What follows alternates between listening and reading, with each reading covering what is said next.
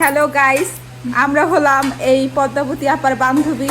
আমরা ওর সাথে বন্ধুত্ব করেছি কারণ ও রান্ধন বারণ পারে, যাতে আমাদের রান্ধন বারণ করে খাওয়াইতে পারে।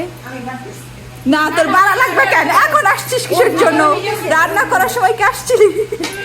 রান্না করার সময় আসো নাই, এখন আইছে আমার বান্ধবী। খাওয়ার সময় আসে, খাওয়ার সময় সবার আগে আসো না? ওরাও সবার আগে আসছে, ক্যামেরার পিছনে বসে গেছে। ওরা সবার আগে এসে আমাদের রেডি করছে। ও আমার আর বান্ধবী আমি এসে ছবি তুলে দিচ্ছি, নিজেও তুলছি, কম তুলছি।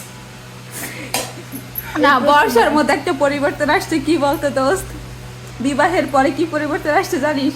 ও আগের চেয়ে একটু মানুষ হয়েছে। আগের সেই তো মানুষ হয়েছে, আগের মানুষ ছিল না। অমানুষ ছিল, এখন আর ছবি তোলার জন্য কিছুই কয় না। দেখছি ভাই ওরে যেমনে তুলে দেয় অমনে ছবি নিয়ে খুশি থাকে। বাঁকা তেরা কারণ কেন আমি ছবি বলি, তো অত সুন্দর এখন না, মানে মুখ তো দেখাইস না, মুখ দেখায় না ও। এখন ওর ছবি অ্যাস্থেটিক ছবি তুলে ও, ভাইয়া আছে না, অ্যাস্থেটিক ছবি তুলে। Personal photo তুলে। আমাদের মতো পাসপোর্ট সাইজের ছবি তুলে না ও।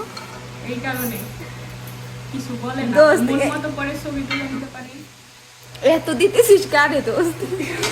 তোর বান্ধবীরা কি রাগ করিস? ওরা সুন্দর করে ছবি তুলে দেয়, কিন্তু ছবি তুলতে তুলতে বিরক্ত হয়ে যায়। আর ওই আমাকে ছবি তুলতে বলতে বলতে দেখ জামাই আমাদের বান্ধবী, ও তার মানে ছবি তোলার জন্য হইলো বিয়ে করা লাগবে, তাই তো? জামাই সুনামও করতে পারবি না, কারণ তোদের নাই। আমরা অনেক শান্তিতে আছি দোস্ত। কি রে, আর দোষ নাই। এই দেখ, ও ডাইট করতেছে।